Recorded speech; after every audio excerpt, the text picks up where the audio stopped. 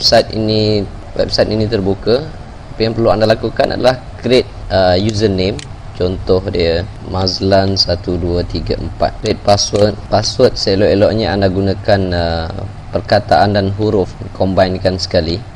Salutation anda boleh letakkan kalau lelaki letakkan Mr. Contoh saya letakkan nama saya. Di sini pastikan anda letakkan nama penuh ya. First name nama anda dan last name adalah bin ataupun binti. Anda klik continue. Security question, favorite color, contoh saya nak letakkan biru.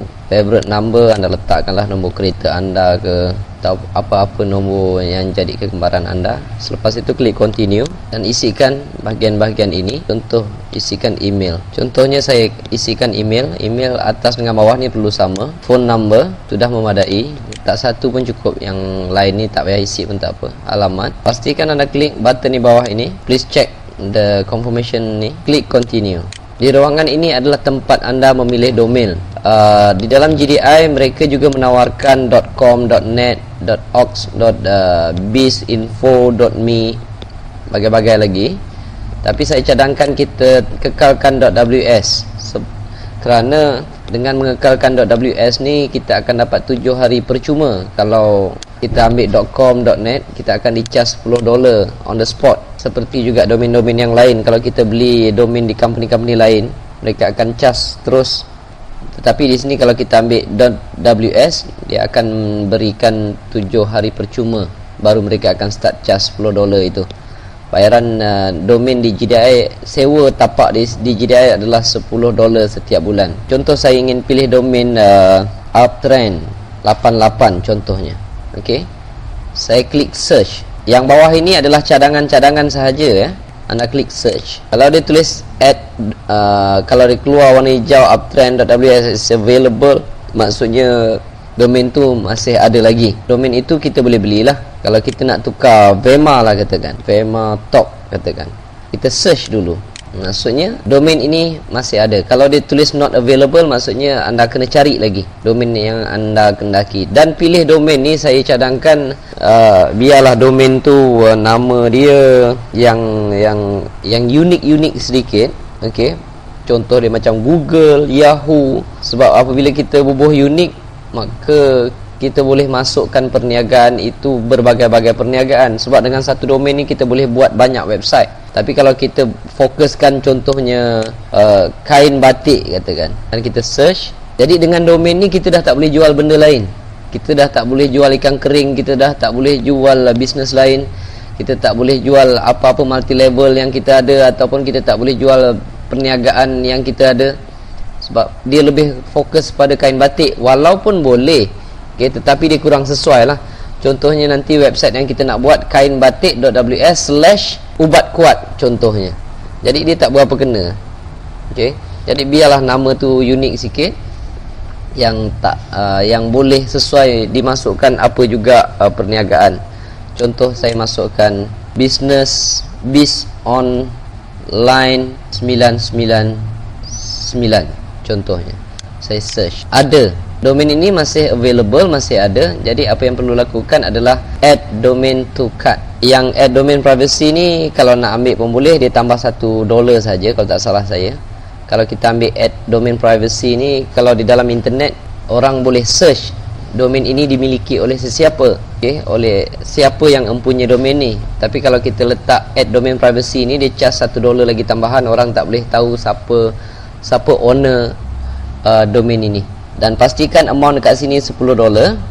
Jangan ada banyak domain, satu domain sudah memadai. Dan peringkat awal saya cadangkan tak payahlah dulu ambil GDI Premium. GDI Premium ni dia besar sikit, kalau tak salah saya $40 setiap bulan. Dan space yang dibagi pun agak luas. Kalau dengan GDI ni $10, dibagi space kepada kita adalah 100 MB. Jadi saya sangat cadangkan peringkat awal ni ambil dulu yang $10 ni sahaja, dan klik dekat proceed to checkout. GDI masih menggalakkan orang ambil GDI Premium, okey, tapi saya tak berapa galakkan di peringkat awal.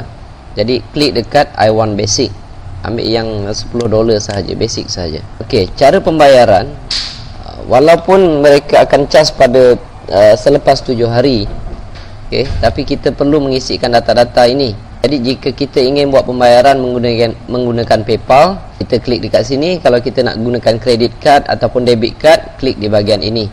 Katalah saya nak gunakan debit card yang saya ada, saya klik di register di sini. Isikan semua bahagian-bahagian ini. Ini card number, apa yang tertera di depan debit card kita tu ataupun credit card kita, semua number yang ada.